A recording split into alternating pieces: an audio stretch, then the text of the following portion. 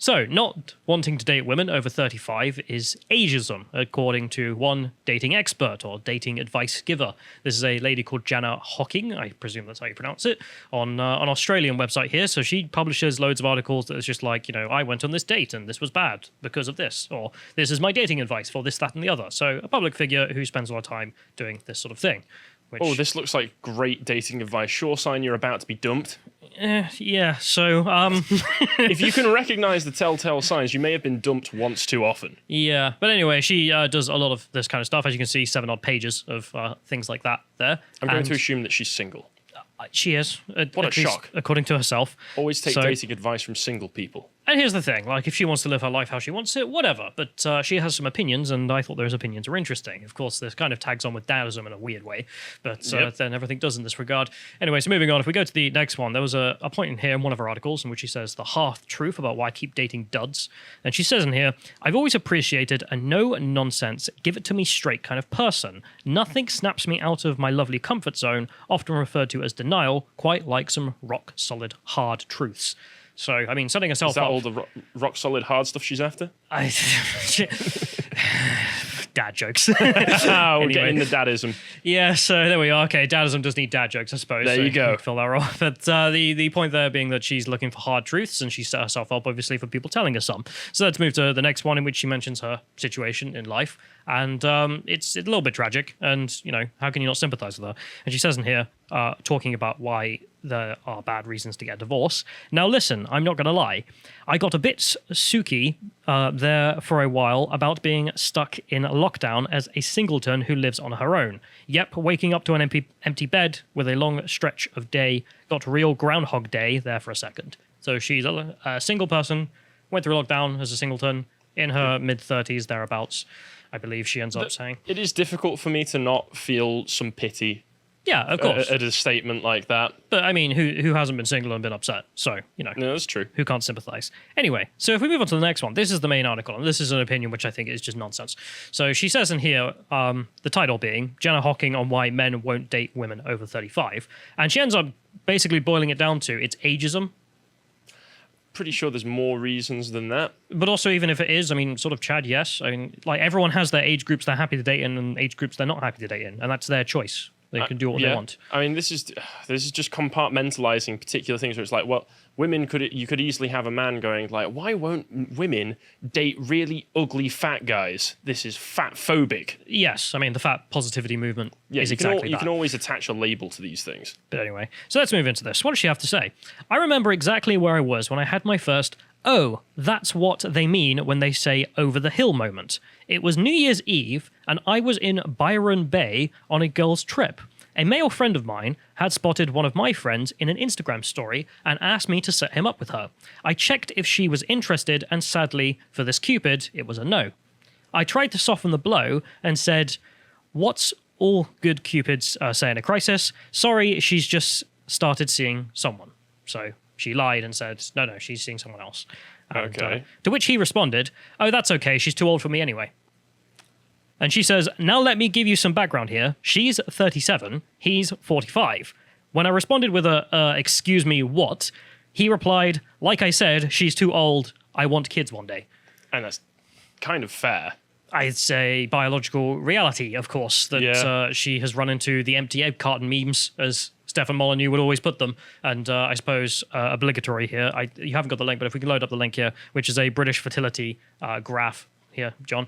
So if we can load up the link that's not there. Anyway, but it's just the fact that he's 45, okay? He's much older than her, obviously.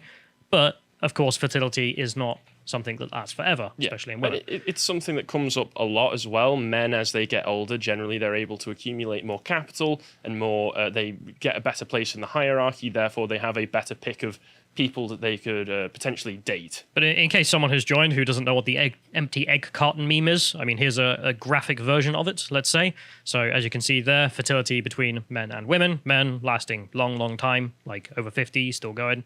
Women's going to about, 30, and then it's going down rapidly. It's still striking.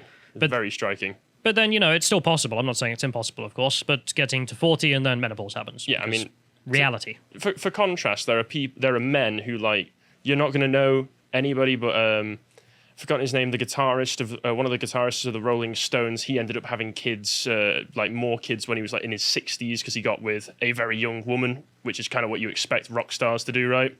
But he's in his mid 60s and he's still able to pump them out, you know. But we've mentioned this many a time, of course, that this is a biological reality. But again, it is strange to always see people so surprised by this sort of reality. You would have thought most people have been showed it. Well, I mean, it's not like people aren't denying reality enough as it is at the moment. But anyway, if we can go backwards to her article here, because she continues after she got extremely mad that he said this. Now imagine one of those cartoon characters that's so furious that smoke literally starts coming out of their ears. Yeah, well, it's safe to say that was me. I was like, well, why are you so mad? Like, it's a pretty simple argument. He's 45. Girls his age are getting menopause.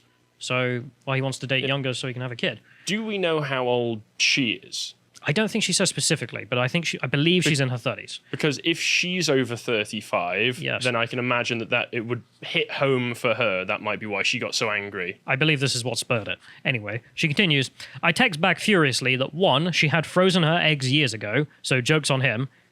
Sadly, joke is also on her. Apparently, that's not as perfect as people thought it was. Yeah, it's a little bit unreliable. And 2, she's not actually seeing someone else. She just thinks you're a flog.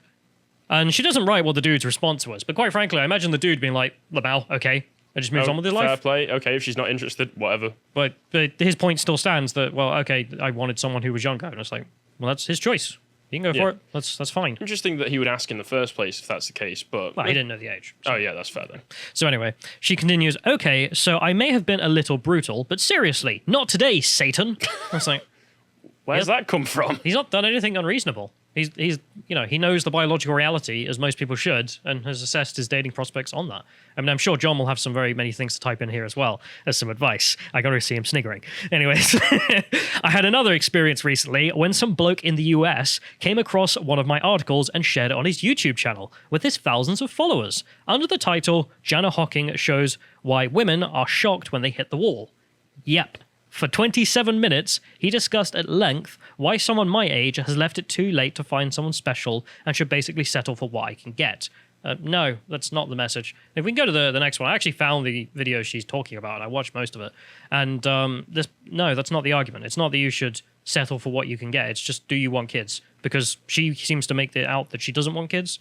And if that's her future and she's chosen that, fine. Yeah, that's what you want. Fair play.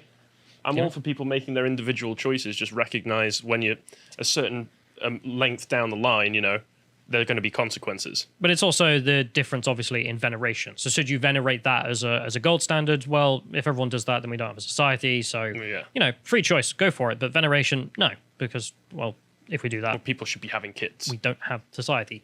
Anyway, but it's also just strange in here. So he's mostly talking about why he's surprised that she goes on so many dates and writes about them, about how they're all terrible as well, and then says she's a dating advice Why person. would you want to date this woman if she's just going to write you up about it afterwards? I mean, as soon as you find out that what she does for a living, it's going to be difficult. But also just the point of like, well, how do you keep going on so many dates and they all keep failing? And then you're standing there like, I'm the dating advice person.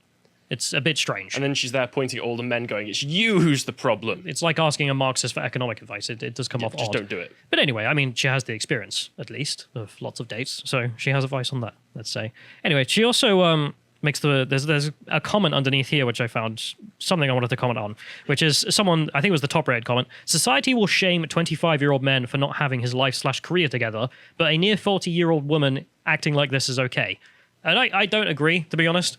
I don't think it's society that's allowing this to be okay or saying that, women shouldn't have their life in order. I think most people in day-to-day life actually do think about these things. And it's the media who have a different perspective and think that, well, there should be a double standard. Anyway, so if we go back to the article, she continues, I was then inundated by his followers on my Instagram account with messages telling me I'm washed up, I'm too old, a waste of space, I'll be single forever, and worse, much worse. It's like, yeah, okay, that's horrible. I don't know what kind of loser does that. It's just like, how do you not have sympathy for this woman? Like, I mean, even in that guy's video, I know he's a bit ripping on her, but whether or not it comes from a delusional mindset, I just can't help but feel bad. But she's trying to make her best of life as well, and she's learning as she goes, and she learns in this article, as you can see. So she continues, now bless their cotton socks, they really helped with my page engagement for a week, But of course, not one of them used their real name and had their real picture on their profiles. For blokes with such strong opinions, they sure do like to hide behind fake Instagram accounts. And to be honest, kind of, yeah. Yeah, like, fair play. I get online anonymity for political reasons because, of course, people can lose their jobs or all the rest of it. But just like talk S online, who cares? I think we can all acknowledge there's a lot of pathetic men out there, you know? Yeah, and they hear the message and get given the message of sort yourself out. Absolutely. And the same is also true of everyone else. They should be able to sort themselves out. And sending hateful messages to someone because they're having a bad life and writing about how they're having a bad life. I don't know why that's your response to that, but okay. Anyway, I'd like to say that I had a little lull and moved on, but upon reflection, I think I may have taken it to heart. Over the next month, I lost interest in dating apps, couldn't really muster up the courage to go on a date, and in a rather dark moment, scheduled an extra dose of Botox, which... Extra dose? So you already have one. Okay, but also that doesn't seem like a solution. I mean, surely the solution is becoming more comfortable with your life and living as you are, and therefore finding someone who can accept you as you are. Yeah. Doing fakeness, but whatever. Anyway, yeah, not a smart move. I had an awful realization that many men have a cut-off age of 35 years old on dating apps, despite their own age being significantly older. You only discovered this now. Yes. We've been over this before, but I do find it amazing that, you know, Carla's right. There are a lot of people who don't know the empty egg carton meme, apparently. And she found out. So, when my lovely mentor and maths expert Mel Schilling came on the Kind of Sorta Dating podcast this week, I had a bit of a souk about my current dilemma, and she is having none of it. Yep, she really fired me up and snapped me out of my pity party for one. Block and delete, she screamed. That's not all blokes, Jenna. Do you really feel or care about what those ageists think? There is no room in our lives for those outdated attitudes of ageism. Of wanting to have children. I mean, number one, ageist, as if it's some kind of, disgusting bigotry to decide that you have certain age range that you will date in. The thing is, there are guys out there, I would consider them a little bit weird personally, but there are guys out there like the guy who played Kick-Ass in the film. His wife is like almost 20 years older than him. You know, there are people out there who are going to be happy to go ahead with that. It's just they're tiny. I think it's Macron who married his teacher or something like that. Oh yeah, Macron's got an older wife as well, hasn't he? Yeah, that sort of stuff comes across a little weird to me, but there is a very small percentage of men who are more than happy to get with older women. Yeah, sure, but also just around that age, it's what you're looking for, obviously. Yeah, obviously. And her friend was looking for kids, so he was looking for fertile age range, and Anyway, there's also just the block and delete strategy, which, to be honest, probably is a good strategy in her position, because, you know, she's looking for that group of men that will date her and be happy. And if it is bringing her down, then it's not a good thing for her day-to-day life. Sure, and she's free to do it. But also, you can't really block reality, which is, of course, the point. Like, she has learnt the point, thankfully, as she points out, that, well, okay, people have an age limit, let's say, especially when it comes to female dating. So she says, quote, "Do not even waste your energy on people who are going to have those views. They are so irrelevant to our lives." Well, yeah, they're not dating you. I mean, this is why I've always had a weird relationship with the idea of cyberbullying. I'm like, you're not my wife, so what do I care?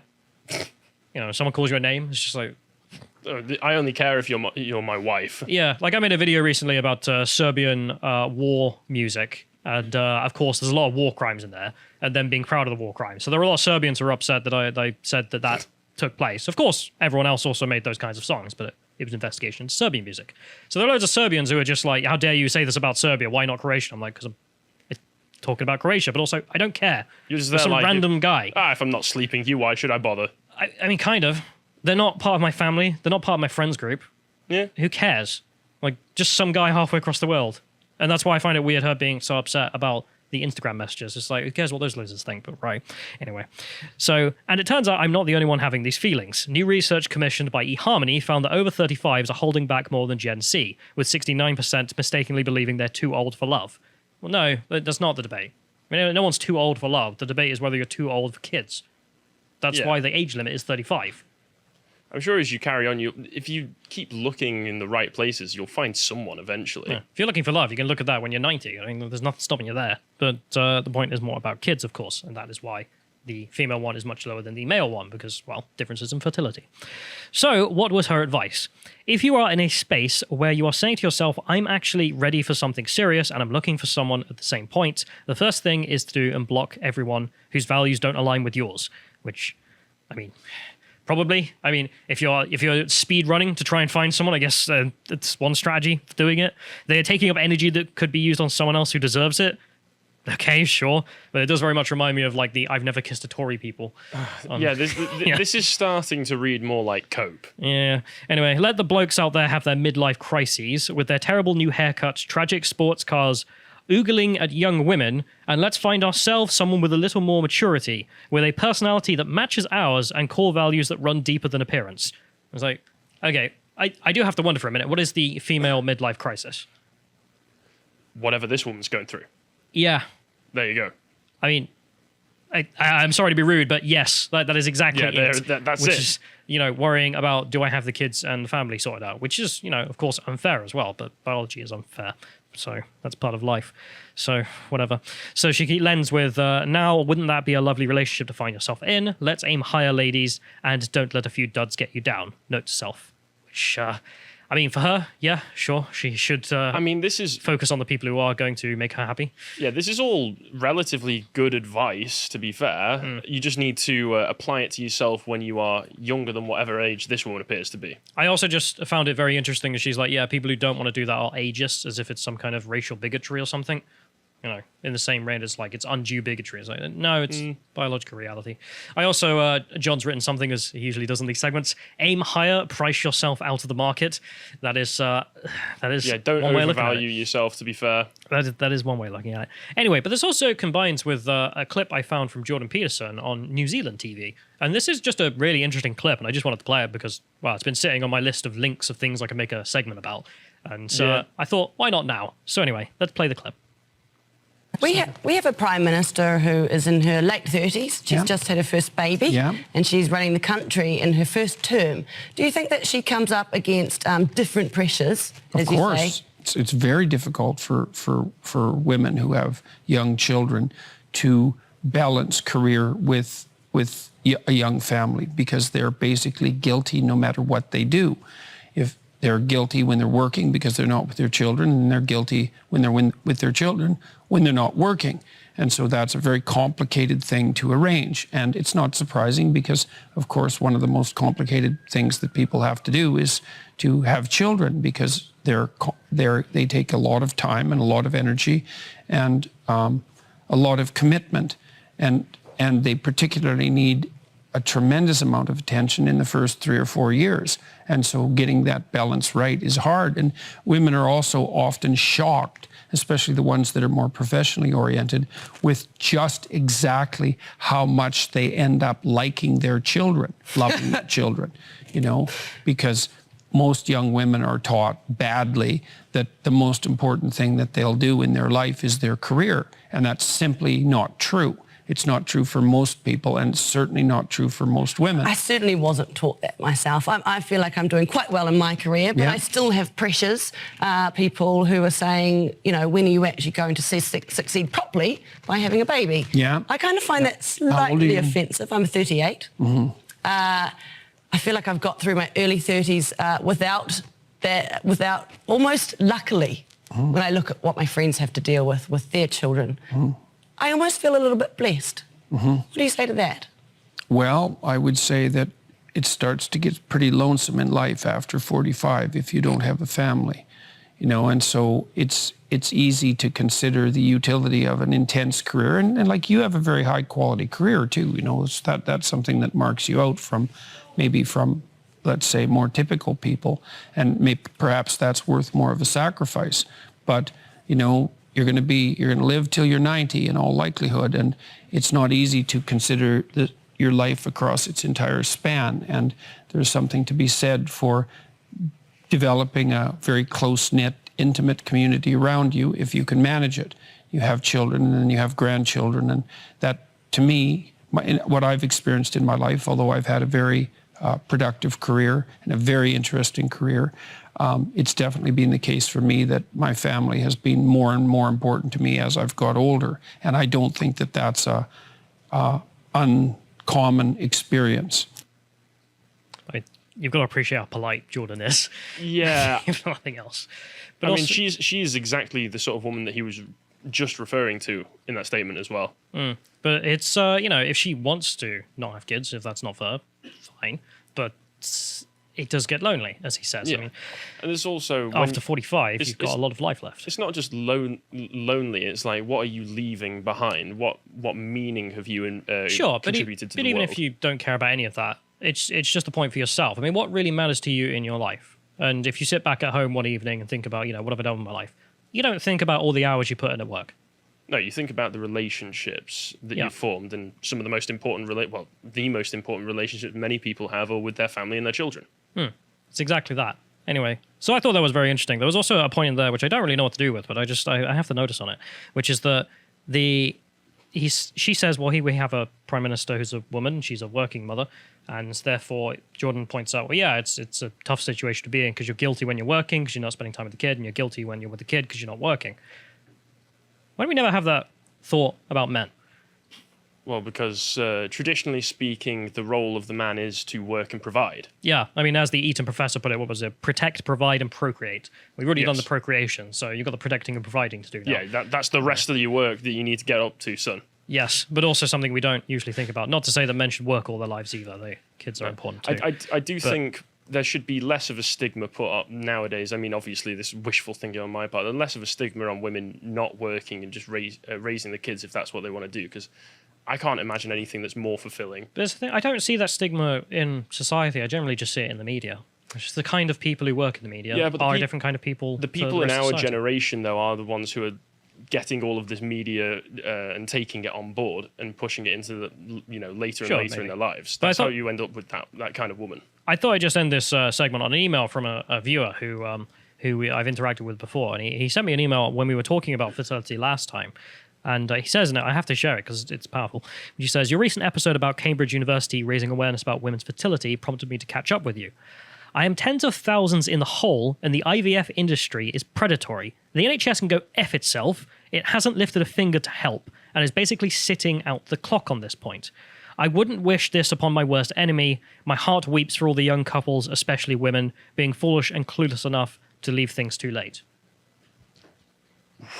Yeah. Not great. I hope you're doing well, by the way, and I sent you an email. We'll meet up for a beer and a meal. But yeah. I do also want to put a point on this that we've mentioned the men before, but that whole point of provide, protect, procreate, I think one of the other problems is that there is kind of a dearth of men around our age and carrying on into as we'll all get older who are taking on those roles, and women are noticing that, and it's all a symptom of the same thing. It's certainly true that men and women can become more men and more women. If you enjoyed that segment from the podcast, The Lotus Eaters, you can go over to lotuseaters.com to subscribe to get access to all the premium content we have on the site, such as this video, which is a chat me and Carl had about Eric Zamore's blockbuster speech, which was a speech he gave before he even ran for president, and is very, very good. You want to enjoy it. And if you'd like to keep up with our updates about what's coming out, you can always follow us on getter.com and follow us at lotuseaters_com. Thank you and goodbye.